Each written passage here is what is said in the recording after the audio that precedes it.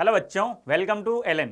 आई hope आप सभी लोग ब्रेनस्टॉर्म सीरीज का मजा ले रहे होंगे और इसका फायदा उठा रहे होंगे। ठीक है, तो आइए बच्चों, आज का जो क्वेश्चन है उसको हम देखते हैं। आई होप आप सभी लोगों ने क्वेश्चन सोल्व किया होगा, अटेम्प्ट किया होगा। अगर आप सभी लोगों से ये क्वेश्चन बना है तो अच्छी बात है, अगर नहीं बना है तो यहाँ पर इसका हम सोल्यूशन देखते हैं। तो आइए बच्चों, शुरुआत करते हैं।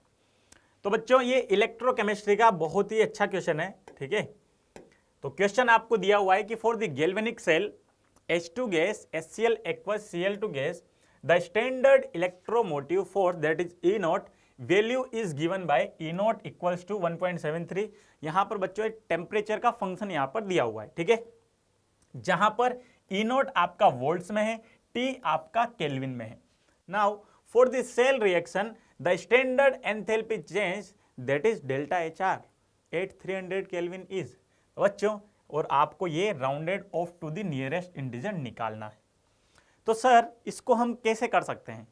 तो बच्चों, अगर आपको पता है तो थर्मोडायनेमिक्स ऑफ सेल में एक रिलेशन तो अपन जनरली जो थर्मोडायनेमिक्स से निकालते हैं वो क्या आता है कि sir delta G equals to delta H minus T delta S होता है।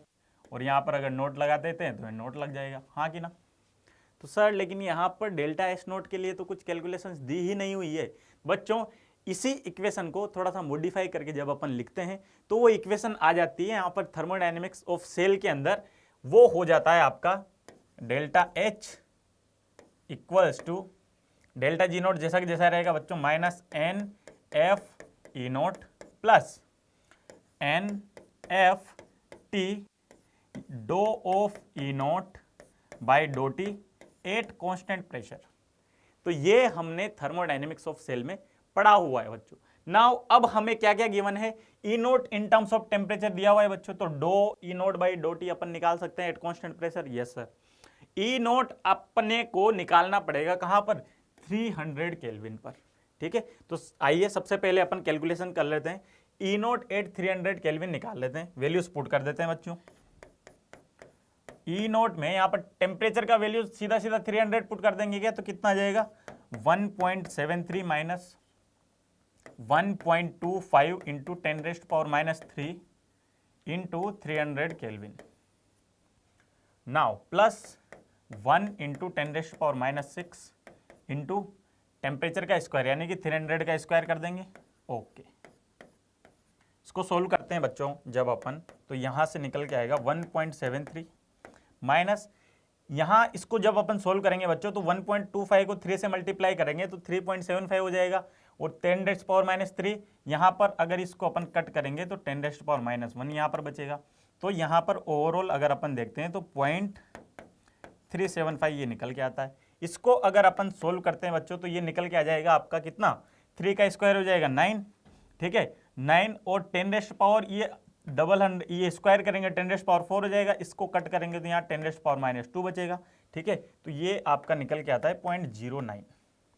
यहां से ई नोट की जो वैल्यू निकल के आती है बच्चों आपके पास, वो आ जाती है 82 माइनस 0.375। तो इसको अपन यहां पर माइनस कर लेते हैं, 1.820 माइनस 3.375। ठीक है, यहाँ पर 10 में से 5 जाएगा तो 5 बच जाएगा, यहाँ पर 1 बचेगा बच्चों, 11 में 7 जाएगा तो 4 बच जाएगा, यहाँ पर 7 बचेगा बच्चों, 7 में से 3 जाएगा तो 4 बचेगा एंड 1.445। तो ई नोट की जो वैल्यू निकल के आ रही है बच्चों आपके पास, वो निकल के आ रही है 1.445 वोल्ट। ये तो हो गया आपका ई नोट। ठीक है साहब, अब और क्या चाहिए अपने को? सर अपने को चाहिए del E naught by del T. ठीक है, बाकी आपके पास टेम्परेचर है, एफ की वैल्यू यहाँ पर दी हुई है इन कूलाम पर मोल में। तो आइए इसका डिफरेंशिएशन करते हैं। पहले तो ई नोट सेल का डिफरेंशिएशन करते हैं और del E naught by del T निकालते हैं। तो अगर अपन इसका डिफरेंशिएशन करेंगे, प्रेशर तो कांस्टेंट रखेंगे बच्चों, तो इसका डिफरेंशिएशन करेंगे तो ये तो 0 हो जाएगा। यहां पर ये वाला टर्म सीधा के सीधा बच जाएगा, माइनस 1.25 इंटू 10⁻⁻3। ठीक है, तो यहां पर आ जाएगा आपका माइनस 1.25 इंटू 10⁻⁻3 प्लस यहां पर क्या आ जाएगा बच्चों, इसका जब अपन डिफरेंशिएशन करेंगे तो 2t आ जाएगा क्या, तो 2 इंटू 10⁻⁶ हो जाएगा इंटू t आ जाएगा। So 2 into 10⁻⁻6 into T. Now T को अपन वैल्यू पुट कर देते हैं 300, T equals to 300 kelvin value यहाँ पर पुट कर देते हैं।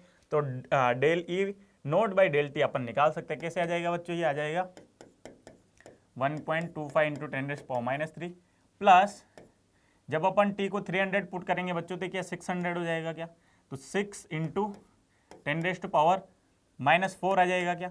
नाउ इसको फर्दर सोल्व करेंगे 1.25 इंटू 10⁻³ इसको लिख सकते हैं 0.6 इंटू 10⁻³ तो यहाँ से ये फाइनल वैल्यू जो निकल के आती है बच्चों आपके पास -0.65 इंटू 10⁻³ निकल के आ जाता है बच्चों, ठीक है।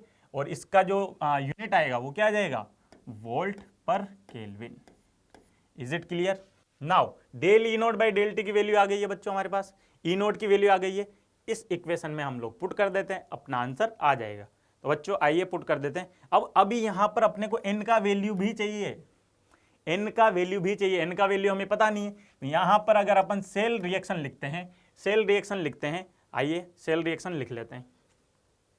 एनोड पर क्या होगा, H2 जो है आपका जाएगा H प्लस में, प्लस 1 इलेक्ट्रॉन दे देगा। और यहां पर आपका जो हाफ Cl2 है, सॉरी इसका तो हो गया ऑक्सीडेशन। और अगर Cl2 का अपन देखेंगे तो हाफ Cl2 जो है ये 1 इलेक्ट्रॉन लेकर कहां चला जाएगा, Cl माइनस में। तो n की वैल्यू कितनी आ गई बच्चों, n की वैल्यू हमारे पास आ जाती है 1। तो आइए बच्चों अब पुट कर देते हैं। तो डेल्टा H का जो वैल्यू अपने पास निकल के आएगा -NF ई नोट, तो -1 इंटू 96500 इंटू ई नोट की वैल्यू कितनी आई बच्चों हमारे पास 1.445, तो ये हो गया 1.445 प्लस नाउ n की वैल्यू हमने निकाल ली ऑलरेडी, f की वैल्यू 96500 इंटू टी का वैल्यू भी कितना आएगा बच्चों 300 kelvin multiply by del E by del T. तो इसका वैल्यू हमारे पास निकल के आ जाता है कितना, यहां प्लस को माइनस कर दे बच्चों अपन, इस प्लस को अगर माइनस कर दे तो अपना सीधा सीधा वैल्यू अपन डाल सकते हैं कि कितना आएगा 0.65 इंटू 10⁻³ नाउ इसको अपन जब फर्दर सोल्व करते हैं बच्चों, इसको जब अपन फर्दर सोल्व करते हैं तो डेल्टा HR नोट, ये नोट है बच्चों सब जगह, तो ये जो निकल के आता है बच्चों आपका लगभग 158.26 किलो जूल पर मोल निकल कर आता है।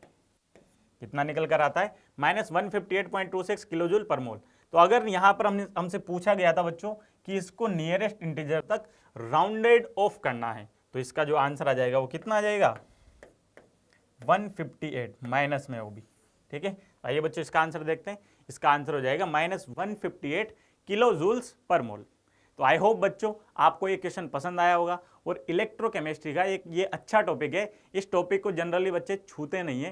तो बच्चों इस टॉपिक पर आप लोगों को ये अच्छा क्वेश्चन मिला, आई होप आप सभी ने ये क्वेश्चन इंजॉय किया होगा, ठीक है बच्चों। तो अब इसके बाद आप लोगों को ब्रेनस्टॉर्म सीरीज का अगला चैलेंज आपको मिलने वाला है, तो इस क्वेश्चन को सोल्व कीजिए और उसका आंसर कमेंट सेक्शन में जरूर बताइए। Thank you so much.